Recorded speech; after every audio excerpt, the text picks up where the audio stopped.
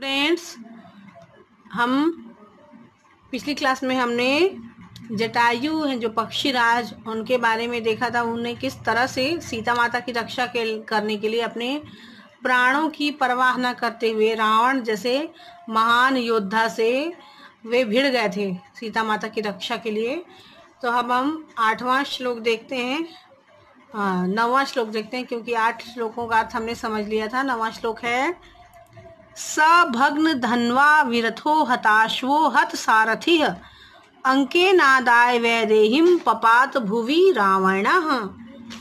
तो इस श्लोक के हम संधि जो है इस श्लोक में वह देख लेते हैं। पहला है सह भग्न धन्वा, तो इसका है विरथः प्लस हतः प्लस अश्वः हत सारथि अंकेन प्लस आदाय वैदेही अंके। अन्वय है इसका भग्न धन्वा विरथ हतः अश्व हत सारथि सह रावण आदाय। जो रावण जो था उसने क्या किया था, भुवि पपात, धरती पर वह गिर गया। तो इसका अर्थ देख लेते हैं। टूटे हुए धनुष वाला, सा भग्न धनवा, टूटे हुए, भग्न का अर्थ था टूटे हुए और धनवा धनुष, रथ से ही विहीन, हत सारथी, हत मतलब उसका जो सारथी था वह भी उसका जो रथ था वह भी टूट गया था।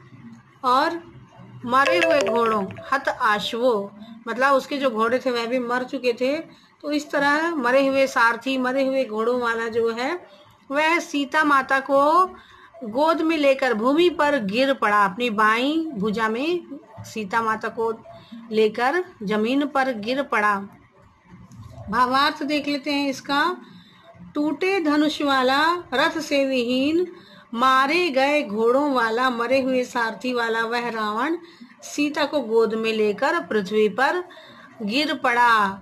तो एक पक्षी से इतना हार कर जो रावण है वह भूमि पर गिर पड़ा पूरी तरह से। वह जब उसका रथ भी टूट गया, धनुष भी टूट गया, तो इस तरह से वह भूमि पर गिर पड़ा। वह तो आकाश मार्ग से जा रहा था, फिर एकाएक धरती पर गिर पड़ा। 10वां श्लोक देखते हैं। संपरिष्वज्य वैदेहिं वामेन अंकेन वा रावणः तले नाभिजघानाशु जटायुं क्रोध मूर्छितः। इस जो 10वां श्लोक है उसकी संधि देख लेते हैं। वामेन प्लस अंकेन प्लस तलेन, है ना। फिर है अभिधान आशु, ये इस वामेन अंकेन और तलेना भी जघानाशु का संधि विच्छेद है। फिर अन्वय देख लेते हैं। क्रोध मूर्छितः रावणः वैदेही वामेन अंकेन संपरिवज्य जटायु तलेन आशु अभिजघान। अर्थ है इसका, क्रोध से भरे हुए रावण ने सीता को बाईं अर्थात लेफ्ट तरफ के हाथ से खींचकर जटायु पर तमाचे से शीघ्र ही प्रहार किया। और जब इस तरह जब रावण जो है वो धरती पर गिर चुका था, तब उसने फिर से अपनी सारी शक्ति लगाकर जटायु पर आक्रमण किया। और जब वह क्रोध से भर गया, जब उसे जटायु ने नीचे धरती पर गिरा दिया, उसके बाण को तोड़ दिया, उसके रथ को तोड़ दिया, सारथी की हत्या कर दी। तो इन सब बातों से रावण को अति क्रोध आया, बहुत ज़्यादा क्रोध आया, और उसने फिर से पलट कर वार किया। बहुत क्रोधी रावण ने अपनी बाईं गोद में सीता को पकड़कर तलवार की मूठ से शीघ्र ही जटायु पर घातक प्रहार किए। जो जटायु है वह तो पक्षी ही तो है ना, और उन्होंने इतनी बहादुरी के साथ, इतनी वीरता पूर्वक सीता माता की रक्षा के लिए अपने प्राणों की भी परवाह नहीं की, और रावण को कई तरह से प्रहार करके नीचे गिरा दिया। परंतु रावण जो है वो अपनी पूरी शक्ति लगाकर उसने तलवार की मूठ से जटायु पर आक्रमण किया। फिर है अगला श्लोक है।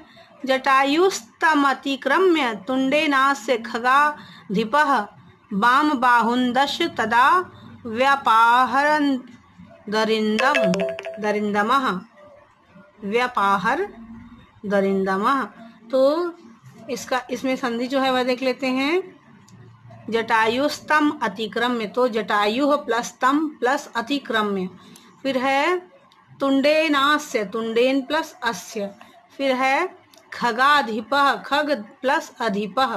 फिर है बाम बाहुन, तो बाम बाहुन दश का है, वाम बाहुन प्लस देश पर प्लस व्यापाहरत और अरिंदमः, ये व्यापाहरिंदमः का है, व्यापाहरत और अरिंदमः।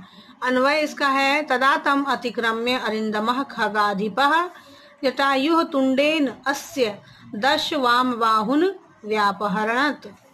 अर्थ है इसका, तब उस वार को बचाकर, जब रावण ने तलवार की मूठ से जटायु पर वार किया, तब उस वार को बचाकर शत्रुओं का दमन करने वाले पक्षीराज जटायु ने चोंच से उसकी अर्थात रावण की दसों बाई भुजाओं को, बाई की तरफ के 10 भुजाओं को उसने उखाड़ दिया। तब उस पक्षीराज जटायु ने, शत्रुओं का नाश करने वाले जटायु ने अपनी चोंच से झपट कर आक्रमण करके रावण की बाईं ओर की 10 भुजाओं को नष्ट कर दिया। क्योंकि रावण के, हम मानते हैं ना कि रावण के मतलब दशानन था रावण, तो उसकी भुजाएं भी 20 थी।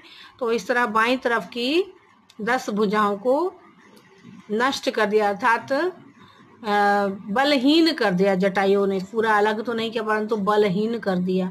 तो इस तरह से पूरी शक्ति लगाकर जटायु ने रावण पर आक्रमण किया और उनके सीता माता की रक्षा का प्रयास किया, परंतु अंत में जो रावण था उसने उन्हें बहुत गंभीर तरह से उन्हें घायल कर दिया और वो सीता को लेकर चला गया। परंतु एक पक्षी की इतनी वीरता के कारण इस पाठ को रचा गया है और सीता माता की रक्षा के लिए जो प्रयास किए जटायु ने, उनके बारे में यह पाठ लिखा गया है। तो मुझे उम्मीद है कि आपको ये पाठ समझ में आ गया होगा, ये सारे श्लोक समझ में आ गए होंगे। तो इन श्लोकों के अर्थ आप अपनी नोटबुक में लिख लेंगे और अगली क्लास में हम इस पाठ के अभ्यास के प्रश्नों को हल करेंगे।